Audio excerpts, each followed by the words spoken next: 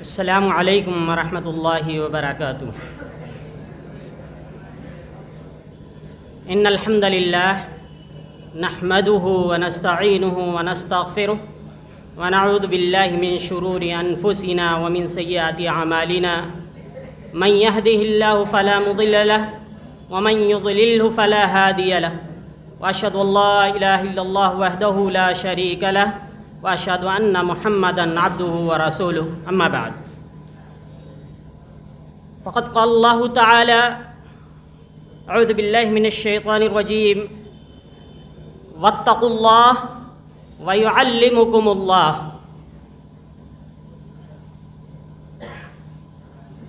محترم جناب شاہد نسیم صاحب حفظہ اللہ تعالی، ایڈوائزر معہد علی بن ابی طالب رکن Abul Kalam Azad Islamic awakening centre صاحب، جناب انجینئر زید نسیم صاحب، معزز علماء کرام، معززین شہر لکھنؤ اور ہمارے تمام مہمانان گرامی قدر جو اپنے اوقات نکال کر کے یہاں پہ تشریف لائے، اور محترم اساتذہ کرام و ذمہ داران، نیز عزیز طلبہ، آپ کے نادر طلبہ کا یہ سالانہ اجلاس جو تقسیم انعامات پر مبنی ہے، جس میں کچھ طلبہ نے اپنے تقریری نمونے پیش کیے مختلف زبانوں میں، اور اس کے بعد انعامات تقسیم کیے گئے، اور پھر مہمانان گرامی قدر کے ہاتھوں تقسیم انعامات کے بعد تاثرات بھی آپ کے سامنے آئے۔ میں آپ کو بتا دینا مناسب سمجھتا ہوں، صدارت جو ہوتی ہے کسی مجلس کی، یہ کوئی عہدہ نہیں ہوتا ہے، ایک ذمہ داری ہوتی ہے، یہ کانٹوں کا بستر ہوتا ہے یا کانٹوں بھری کرسی ہوا کرتی ہے، جس میں ہر چیز کو پرکھنا ہوتا ہے، ایک ایک چیز کو سننا ہوتا ہے، جانچنا ہوتا ہے، اور ہر چیز پر ہمیں نگاہ بھی رکھنی ہوتی ہے۔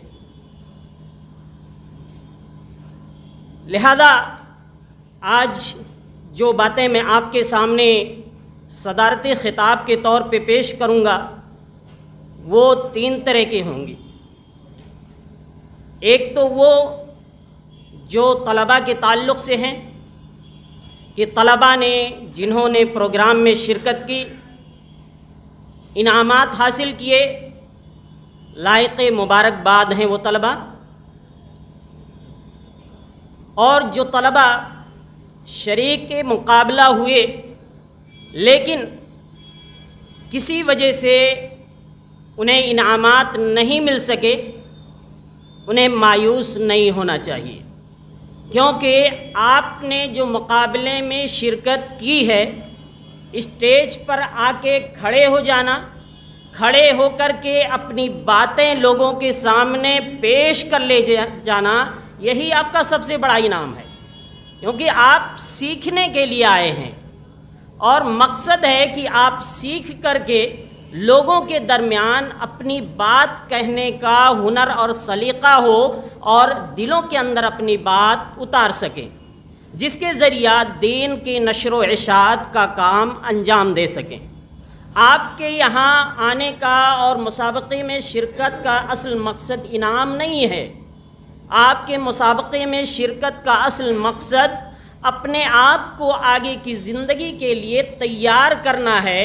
اپنے آپ کو ٹرینڈ کرنا ہے کہ آگے چل کر کے آپ امت کے، قوم کی خدمت انجام دے سکیں۔ لہذا سبھی طلباء مبارکباد کے مستحق ہیں جنہوں نے بھی پروگرام میں، کسی بھی پروگرام میں شرکت کی، چاہے انہیں کوئی پوزیشن ملی ہو یا نہ ملی ہو۔ یہ اور بات ہے، جنہیں انعام ملے، پوزیشن ملی، وہ مبارکباد ہیں، لیکن ساتھ میں ان کے لیے یہ نصیحت ہے کہ وہ کبر و غرور، گھمنڈ اور میں مبتلا نہ ہوں، کیونکہ یہ اللہ تبارک و تعالیٰ کو بالکل بھی پسند نہیں ہے۔ لہذا اپنے آپ کو کبر و گھمنڈ اور تکبر سے بالکل دور رکھیں۔ اسی طریقے سے دوسری چیز، جو کچھ چیزیں میں نے مشاہدہ کی دوران پروگرام، کچھ طلباء نے خطاب کیا، اور خطاب کے دوران جب نبی صلی اللہ علیہ وسلم کا نام آیا تو شاید الا ماشاء اللہ کسی کی زبان سے صلی اللہ علیہ وسلم نکلا ہو، جبکہ یہ حدیث پاک میں ہے کہ اگر نبی صلی اللہ علیہ وسلم کا نام لیا جائے اور آپ نے درود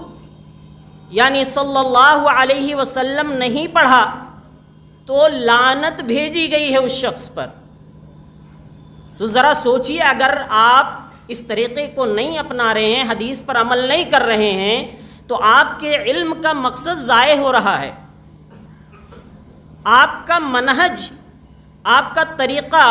جیسا کہ ایک عنوان جو یہاں پر تھا، دین و منہج سے بیزاری، یہ بھی دین و منہج سے دوری کا سبب ہے کہ ہمیں حدیث میں ایسے شخص کو ملعون کیا گیا ہے، لیکن نبی صلی اللہ علیہ وسلم کا نام آتا ہے اور ہم صلی اللہ علیہ وسلم نہیں پڑھتے ہیں۔ لہذا ہمیں اور آپ کو ہمارے منہج کا تقاضا ہے، حدیث کا تقاضا ہے کہ جب بھی نبی صلی اللہ علیہ وسلم کا نام آئے تو صلی اللہ علیہ وسلم پڑھیں۔ اسی طریقے سے ایک طالب علم جو ہندی میں خطاب کر رہے تھے، حضرت محمد، حضرت پیغمبر محمد، صرف اتنا ہی کہتے رہے، صلی اللہ علیہ وسلم کے الفاظ نہیں آئے۔ تو اس کا آپ طلبہ خیال رکھیں، یہ آپ کے سیکھنے کا وقت ہے۔ آپ میں اس طرح کی جو کوتاہی آ رہی ہے، اس کوتاہی کو دور کریں۔ اور دیکھیے، یہ ہمارا دینی اور اسلامی فریضہ ہے۔ اگر اس مجلس میں کوئی غلطی ہو رہی ہے تو اس کی اصلاح اسی مجلس میں ہونی چاہیے، کیونکہ جن کے تک یہ بات پہنچی ہے، اگر وہ نکل گئے، ہم بعد میں اصلاح کرنے لگے تو پھر اس اصلاح کا کوئی حاصل نہیں رہ جاتا ہے۔ اگر غلطی یہاں پہ ہوئی ہے تو اصلاح بھی یہیں پر ہونی چاہیے، تاکہ جو لوگ موجود ہیں ان کو صحیح بات معلوم ہو جائے۔ لہذا اس میں کسی قسم کی کوئی ذلت، کوئی رسوائی، کوئی کمزوری کی بات نہیں ہے، بلکہ حق سب سے بڑا ہوتا ہے، حق سے بڑا کوئی نہیں ہوتا ہے۔ لہذا حق بات کو قبول کرنے میں کسی کو بھی کوئی تکلیف نہیں ہونی چاہیے۔ اسی طریقے سے اب میں اس کے بعد تاثرات کا سلسلہ شروع ہوا۔ ان تاثرات کے درمیان بہت ساری باتیں مہمانان گرامی قدر نے پیش کیے۔ محترم جناب شاہد نسیم صاحب نے مشورہ دیا کہ انگلش کے لیول کو اور اونچا کیا جائے۔ انشاءاللہ اس پر پوری کوشش کی جائے گی اور ذمہ داران ادارہ کے سامنے یہ بات رکھی جائے گی، اور کوشش چل رہی ہے، اور ہماری یہی کوشش ہے کہ ہمارے اچھے سے اچھے اساتذہ ہوں اور طلبہ اس میں خوب محنت کریں۔ اور انشاءاللہ جامعہ اسلامیہ سنابل میں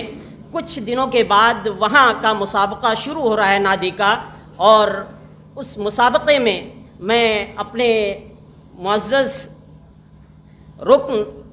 محترم جناب شاہد نسیم صاحب کو دعوت دینا چاہتا ہوں، لیکن شاید آپ بیماری کے دور سے گزر رہے ہیں اور پریشان ہیں،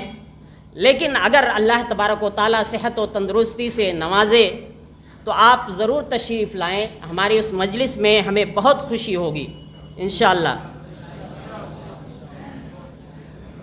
انشاءاللہ کوشش ہوگی کہ اس ادارے کو اور اس کے لیول کو ہر چیز میں، صرف انگلش ہی نہیں، عربی، اردو، ہندی، انگلش، سبھی میں بہتر سے بہتر کرنے کی کوشش ہو رہی ہے اور انشاءاللہ ہوگی، اور آپ تمام لوگوں کے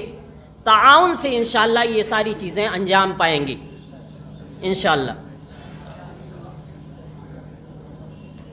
اسی طریقے سے ایک بات آئی، بہت ساری باتیں اس پروگرام کے اندر آپ کو نصیحتیں کی گئی، عمدہ نصیحتیں کی گئیں آپ کے علم کو، کہ ایک انسان جب دینی علم حاصل کرتا ہے اس کا مقام و مرتبہ کیا ہوتا ہے، اس کی فضیلت کیا ہے، یہ کسی سے مخفی نہیں ہے بلا شبہ۔ ایک بات ضمناً آ گئی ہمارے معزز مہمان صاحب کے ذریعہ کہ اہل حدیث مدرسوں کے اکثر یہاں پر بہت سارے اس ادارے کو سراہا گیا، اور بہت سارے اہل حدیث مدارس کے اندر بچے بد اخلاق یا بد تہذیب یا ان کے اندر اخلاقی کمی پائی جاتی ہے اکثر مدارس کے اندر۔ مجھے نہیں معلوم یہ بات آپ کے ذہن میں کہاں سے آئی، لیکن میں ایک چیز جو ایک ماحول بنتا ہے، وہ ماحول کیسے بنتا ہے میں اس کی وضاحت کر دوں۔ اہل حدیثوں کو جو گستاخ کہا جاتا ہے وہ ایک خاص طبقہ ہوتا ہے۔ اس کی وجہ کیا ہے؟ اصل میں اہل حدیثیت کی بنیاد دین توحید پر ہے۔ وہ دین توحید کو سب سے زیادہ اہمیت دیتے ہیں، توحید کو، اور غلو اور شخصیت پرستی سے بالکل دور رہنے کا حکم دیتے ہیں، کیونکہ غلو اور شخصیت پرستی ہی ہے جس کی وجہ سے قوم نوح کے اندر شرک کا رواج ہوا۔ اسی شخصیت پرستی اور غلو کی وجہ سے لوگ شرک اور بت پرستی میں گرفتار ہوتے چلے گئے۔ لہذا اہل حدیثوں کے اندر، ان کے مدارس کے اندر ادب اخلاق ضرور سکھایا جاتا ہے، لیکن شخصیت پرستی نہیں سکھائی جاتی،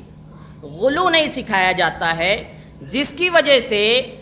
ایک طبقہ ایسا بھی ہے جو اہل حدیثوں کو کافر بھی کہتا ہے، گستاخ رسول بھی کہتا ہے، اور سوشل میڈیا پر اس کے تعلق سے ایک فضا قائم کی جاتی ہے۔ شاید اسی طرح کی چیزیں ہوتی ہیں جس کی وجہ سے ماحول میں اور لوگوں کے ذہنوں میں اس طرح کی بات آ جاتی ہے یا زبان پر چڑھ جاتی ہے۔ تو حدیث رسول ہمارے لیے سب سے مقدم ہے۔ ہم اور ہمارے طلباء جتنے بھی اہل حدیث مدارس ہیں، بلا شبہ کچھ بچے ہر مدرسے کے اندر کمزور ہوتے ہیں، ان کے اندر کمی ہوتی ہے، اخلاقی گراوٹ ہوتی ہے، ہر جگہ ہر مدرسے میں ہوتے ہیں، لیکن اصل ہم جو سکھاتے ہیں طلباء کو کہ ہمارے لیے حدیث رسول سب سے مقدم ہے۔ ہم ہر امام کا احترام کرتے ہیں، ان کی عزت کرتے ہیں، ان سے بہتر طریقے سے پیش آتے ہیں، ہر انسان کا احترام کرتے ہیں، ہر عالم کا احترام کرتے ہیں، لیکن جہاں بات یہ آتی ہے کہ حدیث رسول کے مقابل میں کسی کا قول ٹکرا رہا ہے، کسی کی بات ٹکرا رہی ہے، تو پھر ایسی صورت میں ہم حدیث رسول کو سب سے معظم اور معزز سمجھتے ہیں، اور اس کے مقابل میں جتنے بھی اقوال، جتنی بھی باتیں آتی ہیں ٹھکرا دیتے ہیں۔ اس کی وجہ سے بھی عام طور پہ اہل حدیثوں کو اور اہل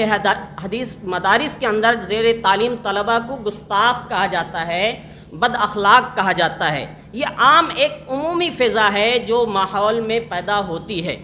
تو یہ ایسا نہیں ہے۔ ٹھیک ہے، کچھ چیزیں ہر جگہ ہر مدارس میں کسی بھی منہج کے تعلق کسی منہج کے بھی ماننے والے ہوں، ہر مدارس کے اندر بچوں کے یہاں یہ چیز پائی جاتی ہے۔ تھوڑے بہت بچے ہو سکتے ہیں ان کے یہاں کوئی کمی ہو، لیکن بچے ہیں، گھر والوں نے اصلاح کے لیے ہی بھیجا ہے، ظاہر سی بات ہے دھیرے دھیرے ان کی اصلاح ہوگی۔ اور ہمارے اساتذہ، معلمین جو بھی ہیں اپنی پوری کوشش کرتے ہیں اور بہترین طریقے سے ان کی تربیت کرنے کی کوشش کرتے ہیں۔ ہم بڑے ہی احترام کے ساتھ، ادب کے ساتھ اپنے مہمانوں سے یہ بات رکھنا چاہتے ہیں کہ آج کل جو ماحول سوشل میڈیا کا ہے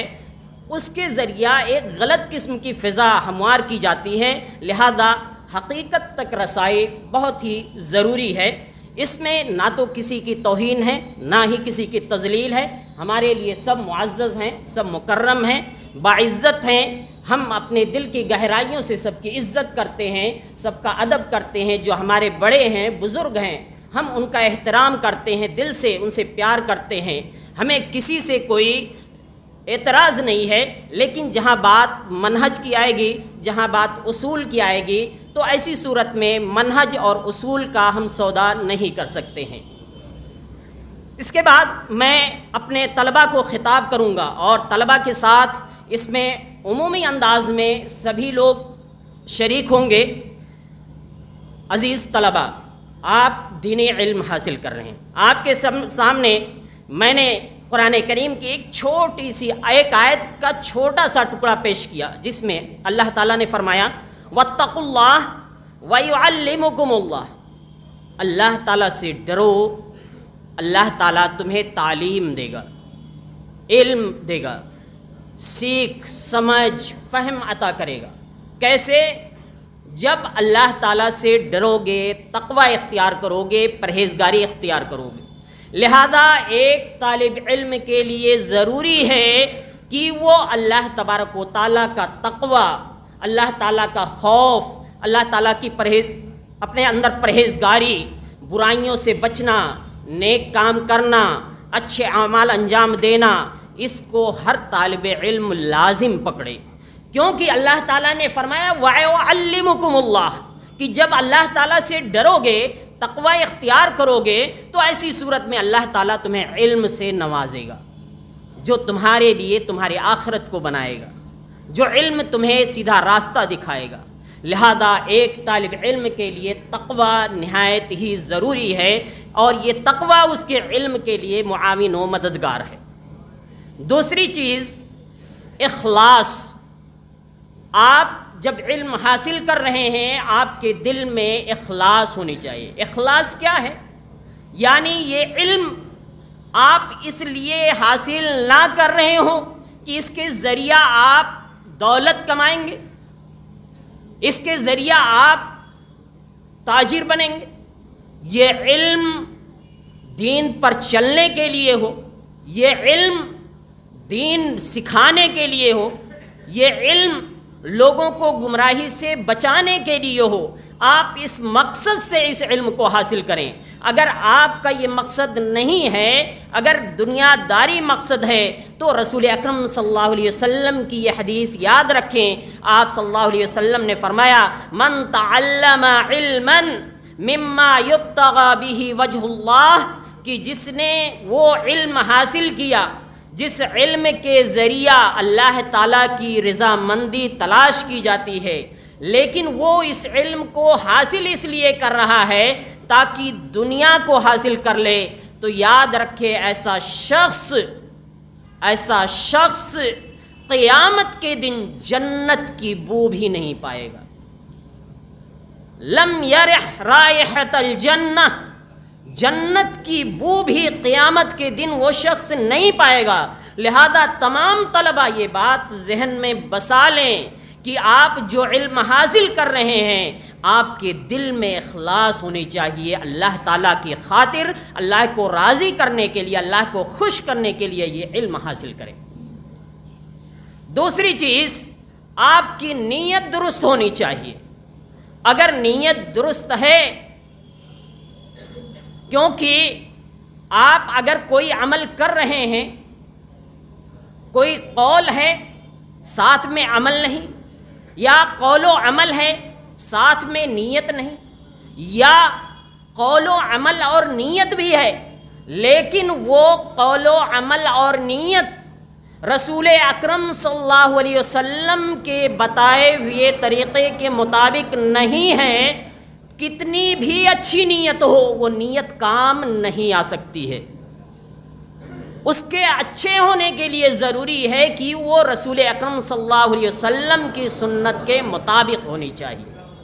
چاہے کوئی بھی قول ہو، چاہے کوئی بھی عمل ہو، چاہے کوئی بھی نیت ہو۔ یہ چیزیں جب رسول اکرم صلی اللہ علیہ وسلم کی سنت کے مطابق ہوں گی تبھی ہمارے کام کی ہوں گی، ورنہ یہ نقصان دہ ہوں گی۔ اسی طریقے سے ایک طالب علم کے دل میں خشیت ہونی چاہیے۔ ابھی ایک طالب علم جنہوں نے شروع میں قرآن کریم کی تلاوت فرمائی ہے، تلاوت کے اندر جو آیات تھیں اس کے اندر اللہ تعالیٰ نے فرمایا وَلَوْ أَنزَلْنَا هَذَا الْقُرْآنَ عَلَى جَبَلٍ لَرَأَيْتَهُ خَاشِعًا مُتَصَدِّعًا مِّنْ خَشْيَةِ اللَّهِ، کہ اگر ہم نے اس پہاڑ کو، اس قرآن کو پہاڑ پر نازل کر دیا ہوتا تو اس کا نتیجہ کیا ہوتا کہ یہ پہاڑ اللہ کے ڈر، خوف اور خشیت سے ریزہ ریزہ ہو جاتا۔ ذرا سوچئے، آپ کے سینوں میں قرآن محفوظ ہے، حدیث رسول محفوظ ہے، اگر اس قرآن کے ذریعہ آپ کے دل کے اندر اللہ کا ڈر پیدا نہیں ہو رہا ہے تو ذرا بتائیے، جس قرآن کی صفت یہ ہے، اللہ تعالیٰ نے فرمایا ہے کہ پہاڑ بھی ریزہ ریزہ ہو جائے، اگر ہمارے دل پہ اس کا اثر نہیں ہو رہا ہے، گویا کہ ہم حقیقی طالب علم نہیں ہیں، ہم نے گویا کہ حقیقت میں قرآن کو یاد نہیں کیا ہے، سیکھا نہیں ہے۔ اگر خشیت پیدا نہیں ہوئی ہمارے دل کے اندر، گویا کہ ہم نے قرآن کو یاد نہیں کیا صحیح سے، اس کا حق ادا نہیں کیا ہے، ہم نے گویا کہ ایک عادت ہے، اس عادت کو برت رہے ہیں۔ لہذا اپنے دل کے اندر خوف اور خشیت، اللہ تعالیٰ کا ڈر پیدا کریں، اور یہ ایک عالم کی صفت ہے، ایک عالم کی شان ہے۔ اللہ تعالیٰ نے اسی کے ذریعہ علماء کی تعریف بیان فرمائی ہے کہ اور فرمایا انما یخشی اللہ من عبادہ العلماء، کہ اللہ تعالیٰ سے حقیقت میں ڈرنے والے اس کے علماء بندے ہی ہوتے ہیں، کیونکہ اللہ تعالیٰ کے بارے میں جانتے ہیں، اس کو پہچانتے ہیں، اس کی قدرت کو، اس کے قہر کو، اس کے غلبے کو، اس کے پکڑ کو، ساری چیزوں کو جانتے ہیں، لہذا اس کے مواخذے سے ڈرتے ہیں اور جہنم سے بچنے کی کوشش کرتے ہیں۔ ان کے دلوں کے اندر کوئی بھی برائی کرنے سے پہلے خوف پیدا ہو جاتا ہے کہ اللہ تعالیٰ ہمارا مواخذہ کرے گا، لہذا یہ علماء اس سے ڈرتے ہیں۔ علماء کی تعریف اسی کے ذریعہ بیان کی ہے کہ وہ اللہ تعالیٰ سے ڈرنے والے ہوتے ہیں۔ تو آپ کے دل میں اگر ڈر پیدا نہیں ہو رہا ہے تو آپ حقیقت میں گویا کہ طالب علم نہیں بن سکے ہیں، اپنے آپ کو صحیح طالب علم بنانے کی ضرورت ہے۔ اسی طریقے سے آپ جو علم حاصل کر رہے ہیں وہ علم کس سے حاصل کر رہے ہیں یہ بھی صحیح ہونا ضروری ہے۔ جس سے علم حاصل کر رہے ہیں وہ انسان صحیح عقیدہ و منہج کا حامل ہونا چاہیے، اس کا عقیدہ صحیح ہونا چاہیے، وہ حدیث رسول کے مطابق درس دینے والا ہو، حدیث رسول کے مطابق آپ کو تعلیم دینے والا ہو، سلف صالحین کے مطابق چلنے والا ہو۔ یہی وجہ ہے امام بخاری رحمۃ اللہ علیہ کہتے ہیں کہ میں نے 1000 سے زائد علماء کرام سے حدیثیں لکھی ہیں، میں نے 1000 سے زائد علماء کرام سے حدیثیں لکھی ہیں، لیکن یہ سب وہ علماء تھے جن کا یہ کہنا تھا الایمان قول وعمل،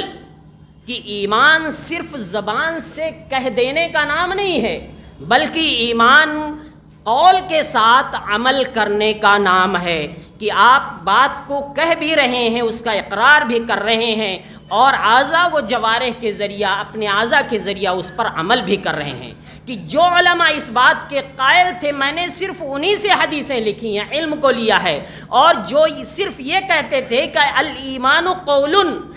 کہ ایمان صرف قول کا نام ہے، تو میں نے ایسے لوگوں کی حدیثیں نوٹ نہیں کی، ایسے لوگوں سے علم نہیں لیا۔ کیا سبق ملا اس سے، کیا سیکھ ملی؟ کہ آپ ایسے علماء سے علم حاصل کریں جن کا عقیدہ، منہج، طریقہ درست ہو، صحیح ہو، تب آپ صحیح علم حاصل کر سکتے ہیں۔ اور اللہ کے فضل و کرم سے آپ ایسے اساتذہ کے درمیان موجود ہیں۔ اللہ تعالیٰ کا بہت بڑا انعام ہے کہ اللہ تبارک و تعالیٰ نے بانی مرکز جناب مولانا عبدالحمید رحمانی رحمہ اللہ کے ذریعہ اللہ تعالیٰ آپ کی مغفرت فرمائے، آپ کو یہ موقع نصیب فرمایا، اور موجودہ ذمہ داران، آپ کے موجودہ صدر اور اسی طریقے سے دیگر ذمہ داران آپ کے لیے اس میدان میں کوشش کر رہے ہیں، اللہ تعالیٰ ان کی کوششوں کو قبول فرمائے، اور آپ لوگ بھی اس چیز کو پیش نظر رکھتے ہوئے، اس موقع کو غنیمت جانتے ہوئے اپنے آپ کو زیادہ سے زیادہ زیور علم سے آراستہ کریں۔ اس کے بعد ایک طالب علم کے اندر کبھی گھمنڈ اور غرور نہیں آنا چاہیے. اس کے اندر یہ نہیں ہونا چاہیے کہ میں سب کچھ جانتا ہوں. ایک طالب علم کے اندر ایک صفت ہونی چاہیے، جو بات نہیں جانتا ہے وہ کہہ دے کہ مجھے نہیں معلوم ہے.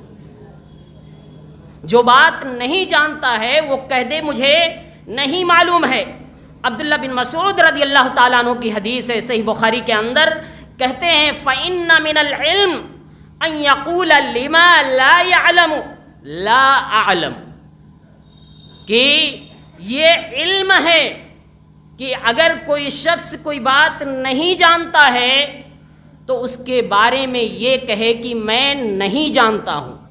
لا عالم کہنا بھی علم ہے، یہ عبداللہ بن مسعود رضی اللہ تعالیٰ عنہ نے بیان فرمایا.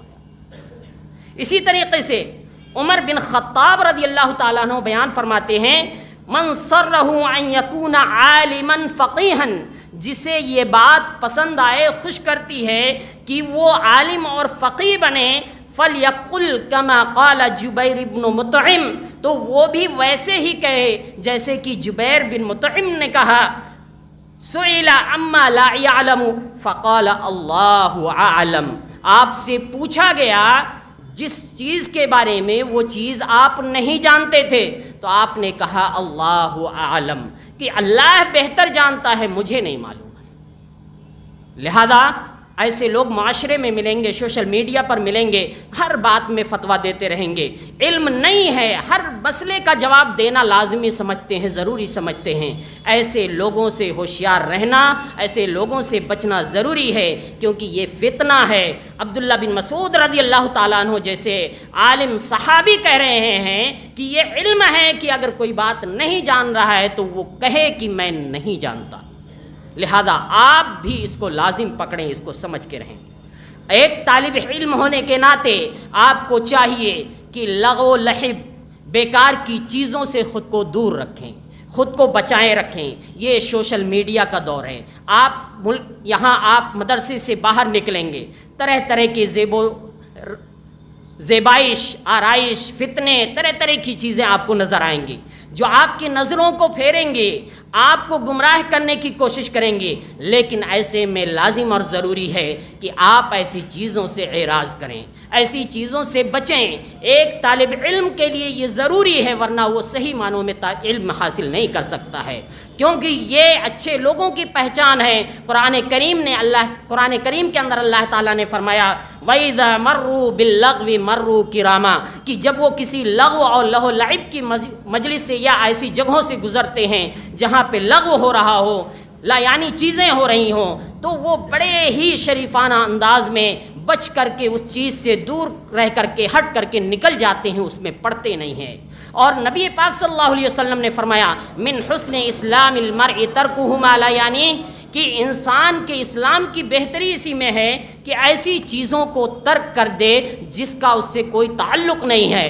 آپ کا تعلق علم سے ہے، دین سے ہے، قرآن سے ہے، حدیث سے ہے. آپ اپنا من، اپنا ذہن، اپنا دماغ، اپنی ساری کوششیں اس میں لگائیں. دنیاوی زیبائش میں، دنیا کی رنگینیوں میں اپنے آپ کو نہ لے جائیں. سوشل میڈیا پر اپنے آپ کو نہ لے جائیں. خود کو بڑا ظاہر کرنے کی کوشش نہ کریں، کیونکہ یہ ایک عالم کے شان بات نہیں ہے. لہذا لازم اور ضروری ہے کہ آپ خود کو اس چیز سے بچائیں. اسی طریقے سے ایک طالب علم کے اندر سادگی ہونی چاہیے. سادگی، وہ بہت زیادہ خود کو بنا سگار اور اس طرح کی چیزوں میں نہ لگا کے رکھے، کیونکہ البذاذۃ من الایمان، رسول اکرم صلی اللہ علیہ وسلم نے فرمایا سادگی یہ ایمان ہے، ایمان کا حصہ ہے. لہذا ہر طالب علم کو سادگی پسند ہونا چاہیے، اس کے اندر سادگی ہونی چاہیے. اسی طریقے سے ایک طالب علم کو دنیا پرستی سے بچنا لازم اور ضروری ہے.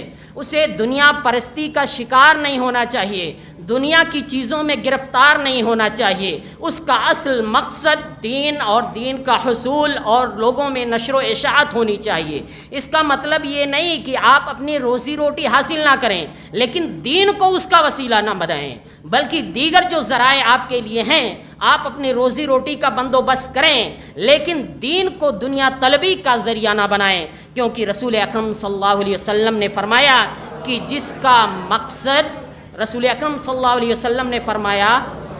جس کا مقصد آخرت ہو، جس کا مقصد آخرت ہو تو اللہ تبارک و تعالیٰ اس کے دل کو اطمینان عطا کر دیتا ہے، اس کے دل کو سکون عطا کر دیتا ہے، قناعت عطا کر دیتا ہے کہ معمولی چیزوں پر بھی وہ خوش رہ لیتا ہے اور اس کے معاملات کو سمیٹ دیتا ہے، دل جمعی عطا کرتا ہے، اس کا دل مطمئن رہتا ہے، اسے پریشانی نہیں ہوتی ہے، بے چینی نہیں ہوتی ہے، اس کے معاملات نمٹتے رہتے ہیں۔ آگے رسول اکرم صلی اللہ علیہ وسلم نے فرمایا دنیا اس کے پیچھے ذلیل ہو کر کے آتی ہے، اسے دنیا کے پیچھے نہیں بھاگنا پڑتا ہے، دنیا اس کے پیچھے ذلیل ہو کر کے آتی ہے۔ اس کے مقابل میں فرمایا اور جس کا مقصد دنیا بن جاتی ہے تو پھر اس کی فقر، اس کی محتاجگی اس کے آنکھوں کے سامنے ہوتی ہے، ہر جگہ اسے محتاجگی نظر آتی ہے، بہت مال اور دولت اس کے پاس ہوں گے لیکن اس کے بعد بھی اسے چین و سکون حاصل نہیں ہوتا ہے، اس کے معاملات منتشر رہتے ہیں، اسے دل جمعی حاصل نہیں ہوتی ہے، سکون حاصل نہیں ہوتا ہے، اور دنیا میں سے اتنا ہی ملتا ہے جو اس کے لیے لکھ دیا گیا ہے، اس سے زیادہ اس کو نہیں ملتا ہے۔ لہذا آپ دنیا طلبی کے پیچھے نہ پڑیں، کیونکہ اللہ تبارک و تعالیٰ سے جب اپنا رشتہ جوڑ لیں گے تو اللہ تعالیٰ آپ کے مسائل کو حل کرے گا۔ صبر، ایک طالب علم کے لیے صبر ضروری ہے۔ ایسا نہیں ہو سکتا کہ آپ ایک سال میں، ایک مہینے کے اندر، چند سالوں کے اندر عالم بن جائیں۔ ایک عالم بننے کے لیے صبر کی ضرورت ہے، وقت کی ضرورت ہے، صبر کے ساتھ وقت دے کر کے یہ علم حاصل کرنا پڑے گا، تب جا کر کے آپ ایک اچھے عالم بن سکیں گے۔ اسی طریقے سے آخری بات ہر طالب علم کو اپنے لیے رب سے گریہ وزاری کرتے ہوئے، روتے ہوئے، گڑ گڑاتے ہوئے دعا کرنی چاہیے، رب زدنی علما، رب زدنی علما، کہ اے میرے رب میرے علم میں اضافہ فرما۔ یہ اللہ تبارک و تعالیٰ کا فرمان ہے، ادعونی استجب لکم، مجھے پکارو میں تمہاری دعا قبول کروں گا، تمہاری پکار سنوں گا۔ لہذا ہر طالب علم کو چاہیے کہ خود دعا کرے اور اپنے والدین سے بھی کہے کہ والدین بھی اس کے لیے دعا کریں، کیونکہ والدین کی دعائیں بچوں کے لیے بہت زیادہ قبول ہوتی ہیں۔ لہذا میں انہی باتوں پر اپنے خطاب کو ختم کرتا ہوں اور زیادہ وقت لینے کے لیے تمام لوگوں سے معذرت خواہ ہوں، اور ساتھ میں تمام مہمانوں کا اور محترم جناب شاہد نسیم صاحب کا اور تمام دیگر مہمانوں کا، جو معززین شہر ہیں، جو علماء کرام ہیں، ہمارے اساتذہ کرام ہیں، سب کا شکریہ ادا کرنا چاہوں گا۔ سب سے پہلے تو اللہ تبارک و تعالیٰ کا شکر ہے جس نے ہمیں یہ موقع عطا فرمایا کہ ہم اکٹھا ہوئے، اور اسی طریقے سے اس کے بعد ہمارے اس ادارے کے بانی، ہمارے ادارے کے سرپرست، ہمارے اس ادارے کے فاؤنڈر محترم جناب عبدالحمید رحمانی صاحب رحمہ اللہ، اللہ تبارک و تعالیٰ آپ کے قبر کو پرنور کرے، آپ کو جنت الفردوس میں جگہ دے، جن کے محنت اور کوششوں کے نتیجے میں آج ہم اس مجلس میں بیٹھے ہوئے ہیں، اور اسی طریقے سے موجودہ صدر اور ذمہ داران، اور جیسے کہ ہمارے بعض ذمہ داران جیسے محترم جناب شاہد نسیم صاحب بھی موجود ہیں، ان تمام کی کوششوں کا نتیجہ ہے، اور آپ تمام مہمانوں کی کوششوں کا نتیجہ ہے۔ جو بھی اس مجلس میں کسی طرح سے بھی شریک ہوئے، کچھ بھی وقت دیا، ہم ان کو اپنے دل کی گہرائیوں سے مبارکباد دیتے ہیں کہ آپ نے اپنا قیمتی وقت نکال کر کے اپنے طلباء کو دیا، ان کی مستقبل کی فکر کر کے آپ یہاں تشریف لائے۔ ہم اس کے لیے شکر گزار ہیں، اللہ تبارک و تعالیٰ سے دعا گو ہیں، اللہ تبارک و تعالیٰ آپ کی ان کوششوں کو، محنتوں کو آپ کے لیے ذخیرہ آخرت بنائے اور آپ کے لیے آخرت میں مغفرت کا ذریعہ بنائے۔ اللہ تبارک و تعالیٰ ہم تمام لوگوں کو وہ کام کرنے کی توفیق عطا کر جس سے تو راضی و خوش ہو، اور ان تمام چیزوں سے بچا جو تیری ناراضگی اور غضب کا سبب بنے۔ آمین۔ وآخر دعوانا الحمدللہ رب العالمین۔ السلام علیکم ورحمۃ اللہ وبرکاتہ۔